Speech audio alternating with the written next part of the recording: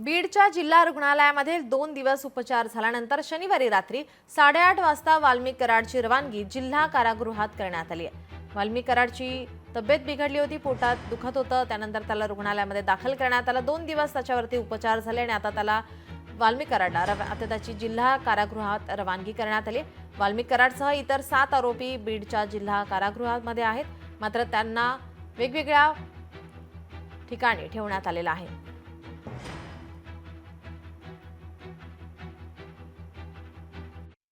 नेलतच कशाला रे, त्याला काही झालेलंच नाही। सरकार मधला मंत्री सत्तेचा गैरवापर करून आतून लोक पाठवतोय गुप्तपणानं आणि अधिकाऱ्यामार्फत ही शाळा रचून घेतोय आणि मग नेलं जातंय। तेही फोनवर बोलायला आता भ्यायला लागलाय। आता माणसं पाठवतोय हँड टू हँड, जा निरोप द्या, त्या पद्धतीनं षडयंत्र सुरू आहे अशी शंका आहे। दवाखान्यात नेलं जातंय, तिथून षडयंत्र रचलं जातंय, तिथून सुटून जाण्याचं ऑपरेशन केलं जातं दवाखान्यात। आता तर फेकला मध्ये नेऊन पुन्हा त्यो, चांगली गोष्ट आहे, त्यो मधीच पाहिजे, त्यानंतर ट्रायल पण चालायला पाहिजे, नुसती मध्ये टाकून उपयोग नाही। आता ना एक काम सरकारनं करणं खूप गरजेचं, लोकांच्या मनं जिंकायचे असतील तर ती शिवाजीनगर पोलीस स्टेशनच्या PI चे का EPI कोण आहे मला माहित नाही, पोस्ट काय असेल त्याचे त्याला माहित। जोपर्यंत आरोपी तिथं होते तोपर्यंत आणि त्याच्या अगोदरचे 8 दिवस, त्याच्या अगोदरचे 8 दिवस आणि आरोपी जितके दिवस होते तितके आजपर्यंतचे त्याची CDR काढा, तिथली CCTV काढा।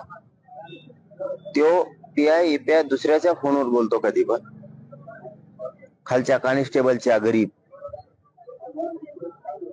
जीपचा ड्रायव्हर असणाऱ्या त्याच्या मोबाईलवरून बोलतो तो।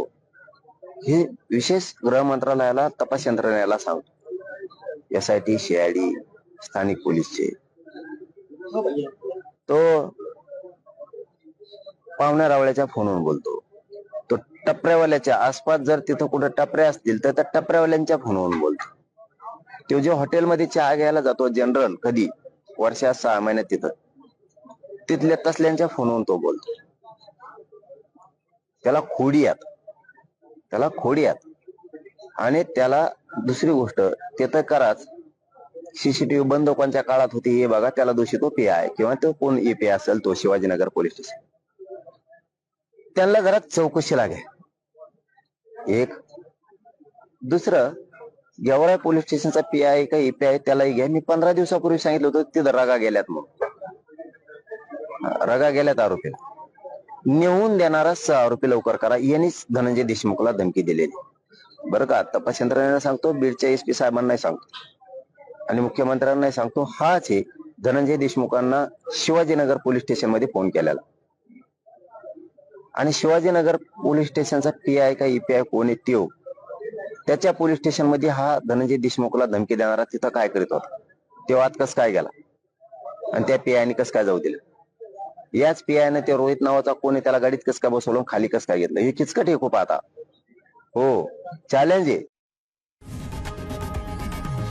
लोकशाही मराठी ऐका, पहा, जागरूक रहा।